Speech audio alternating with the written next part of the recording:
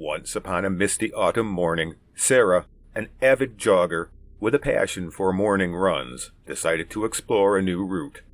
As she jogged along a serene country road, the air was crisp and the leaves beneath her feet crunched rhythmically. The peaceful atmosphere surrounded her, and she felt invigorated by the beauty of nature.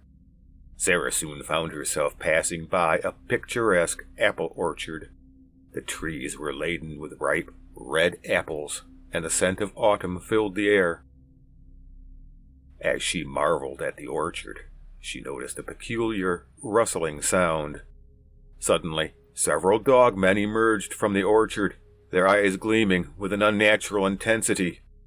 These creatures, a horrid mix of canine and human features, began to chase Sarah. Terrified, Sarah sprinted away from the orchard, her heart pounding with every step. The dog-human monsters were relentless, pursuing her with an otherworldly speed. As she ran through the deserted streets of a run-down town, Sarah noticed the Buckazoid's General, the only store that seemed to be open. Gasping for breath, she burst through the doors of the Buckazoid's General store, hoping to find refuge. To her surprise, the store was filled with her friends and neighbors. Many of them held weapons. If not guns, then knives, hammers, crowbars, and hatchets.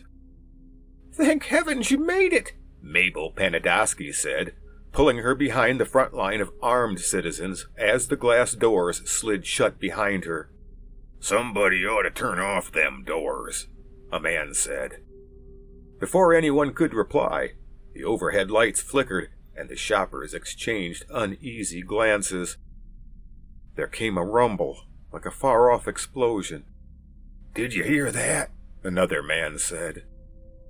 "Well, you really should turn off them doors." The man who said it before repeated it, this time more insistent.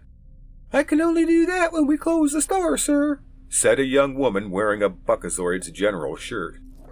Before she could continue, the front doors opened. From the darkness emerged a pack of dogmen, creatures with a twisted fusion of canine and human features.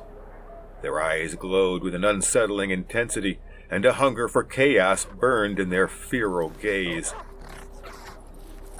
The dogmen, driven by instinctual aggression, stormed into the Buckazoid's General store, causing panic and chaos among the shoppers.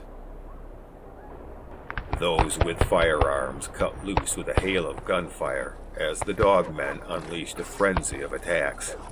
But as soon as one fell, 3 more would enter, too fast to keep up with, and seemingly fearless. They showed no fear of gunfire. Everyone scattered, with the results you would expect from mass mayhem. Those who survived the claws and teeth and managed to avoid being shot by accident sought refuge amid the shelves and the once familiar aisles transformed into a battleground, with the dogmen relentlessly pursuing the terrified shoppers. The sounds of snarls, screams, and crashing merchandise filled the air. The battle began in the cooking supplies section, where a resourceful group of survivors had armed themselves with pots, pans, and kitchen utensils. They strategically positioned themselves behind towering displays of cookware, using the metal items as makeshift shields against the approaching dogmen. As the dogmen lunged forward, the survivors swung frying pans and other utensils, creating a cacophony of clashing metal. They fell, one after the other, as the cheap products bent and broke under the lightest blows. A brave few sprinted towards the pet food aisle, seizing bags of kibble and cans of wet food. They hurled the pet supplies at the dogmen, creating a diversion that allowed the cooking aisle survivors to regroup and strategize. The pet food aisle became a temporary fortress, with survivors tossing dog treats as makeshift bait to distract the relentless attackers. In the cleaning supplies section, bottles of bleach, disinfectants, and cleaning sprays became unexpected weapons.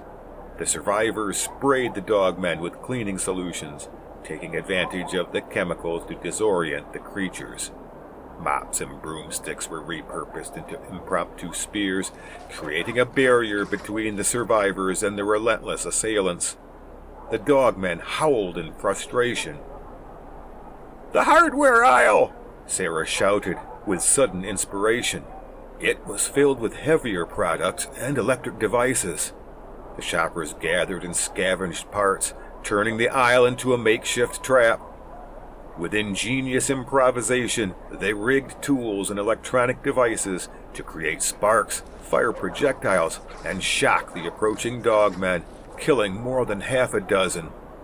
The tide of the battle turned to their favor just as dawn approached, and the Dogmen pack relented.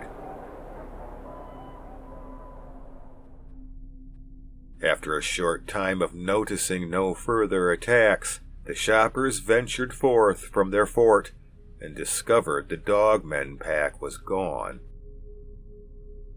The people of Possum Cloaca were forever changed by that night, although no one else would know of the battle.